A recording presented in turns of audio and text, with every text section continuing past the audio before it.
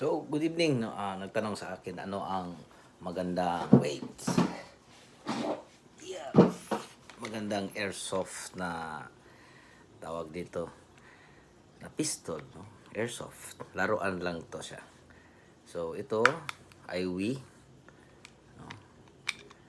Na yung Type K, silver barrel, all metal na yung yan.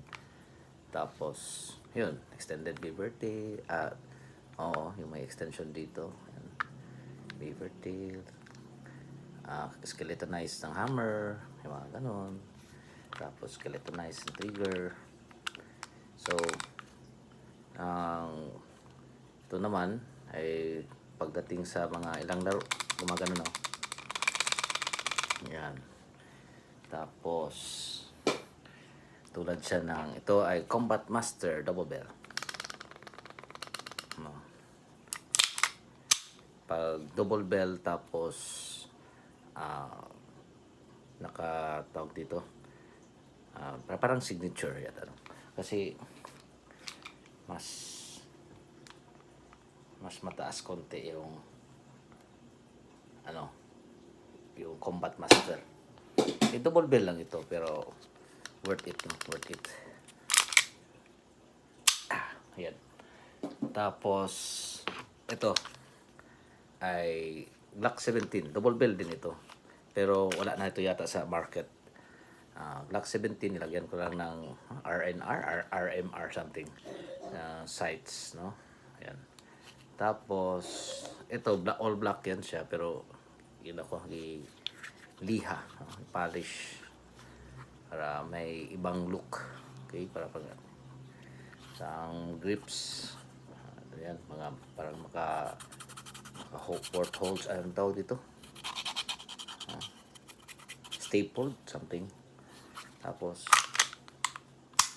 lahat ito straight shooter. Okay. Pero, lahat nyo, marinig nyo. Kung hawakan siya dito, medyo maliit lang ang alog. So, double bell. Tapos, ito naman ay Tokyo Marui. Tapos, DVC na slide, silver barrel.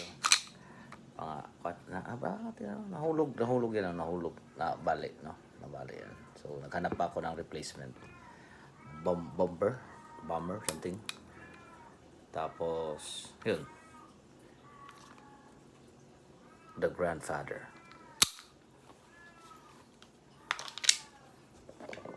Mga,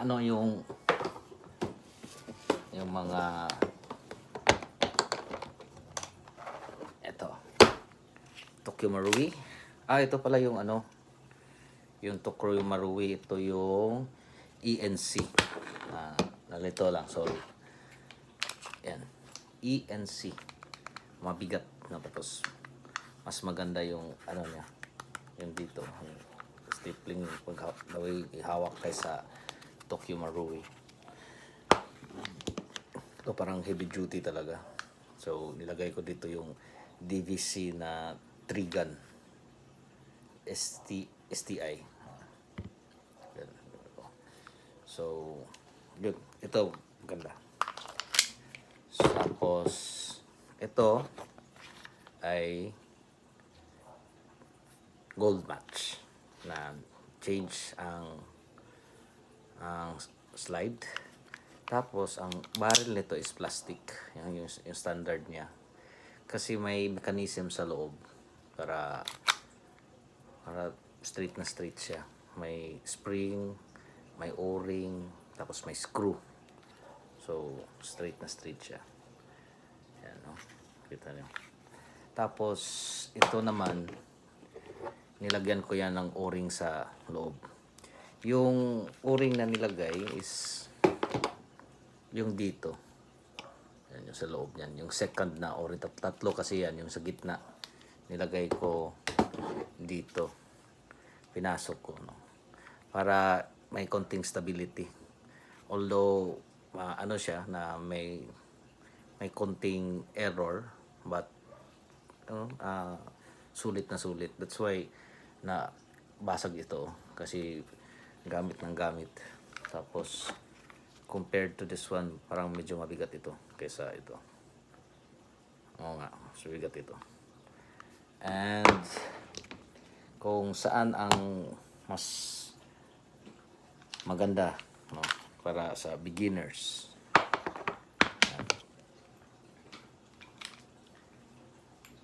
Ito at ito are almost the same value. Kaya lang sa Wii, no, sa tagalan ng gamit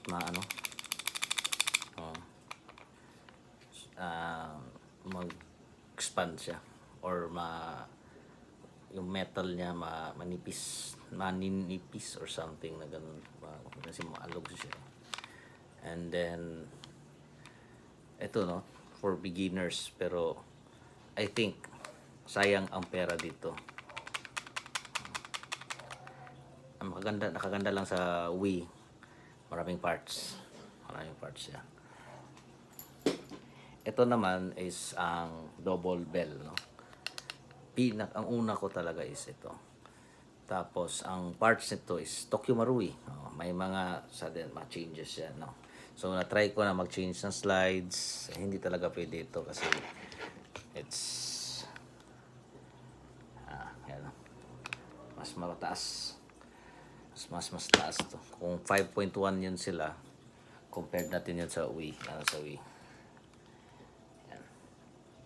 No, kung 5.1 ito 5.4 or siguro 5.6 ang barrel. So sabi kasi ni Taran, pag 5 above yung 5 above yung barrel is ang accuracy mas maganda. Yun yung sa Taran Tactical. So yun, the same value yun sila. Tapos ito, nag-try lang talaga ako na ano ba talaga yung sa Glock, no, yung feel ng Glock. May mga portholes pala yan dun sa makita nyo, may portholes yan. Kung ano talaga yung feel sa Glock. Ito naman is almost the same value din sila. Ito naman is talaga, no, is very parang totoo na ang pricing nito. Ito aabot ng mga 25-30. Ito din ito mga 20 kasi mga ilalim niyan yung mga up sa tawag diyan, mga chamber. Tapos to, no, may ginawa ako dito kasi pag ganun yung housing tutukod dito sa hammer, kaya pag ganun ma-stop siya. So lesson learned na kung mag-upgrade, may konti talagang gagawin, mag-DIY talaga. So every time na click tayo, tayo, goosebumps. Ito, pantay sila, isang gold match. Ito naman copy. Ito yung gold match. Ito yung copy ng gold match. No? So ebony and ivory. Kung pipiliin natin kung saan talaga yung maganda dito, preference, no. Ito, tumitira ito ng up to 12 lang talaga, 12 kg. Lahat sila to 12 kg. Pero kung ito at saka ito, mas maganda ito. Lalo na ito is 134A, no, or lower, no, or 9. Ito 9, may 9 ako, or 134A. At ito, mas maganda sila, mas stable sa accuracy. So hindi ako naghahabol yung malakas. Bang. Malakas, wala namang yung accuracy. Mahirap. So ito, kakain to lahat. Even 14 kg, kakainin niya. Magaling to kanto. Kaya lang wear and tear, mabilis ang wear and tear sa Wii. And then sangkatutak na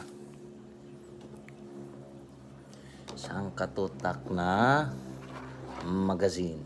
Yan. So, mga, ano na, seven magazines na yata ako. And, 7, 1, 2, 3, 4, 5, 6, 7. Ito yung sa Glock Platform 7. Isa lang yung magazine niya. Ayan. Ito lang. Isa lang yung magazine niya. Kasi, hindi talaga ako sa Glock na platform. Pero ang ano nito, ang internals nito ay Wii. Okay? Wii ang internals nito. Hindi siya ENC. Okay? Okay. Yan. So, kung may pipiliin ako isa, ito talaga. Yung keeper. Kaya lang, pili ka lang ng gas. Yung gas talaga. It's a keeper talaga. Tapos, second naman is ito. Kasi kumakain din ito ng 12 kg at siguro 14 pero di ko pa na-try. What's the use? And ito yung pipili ko, keeper. And hindi ko talaga mabenta-benta ito kasi may ito, ang tawag doon, sentimental value. Ito. So, kung meron tayong Glock 17 na pamimigay or something, yan lang yan. Yan lang yan siya. No? So, ang least talaga, itong Wii.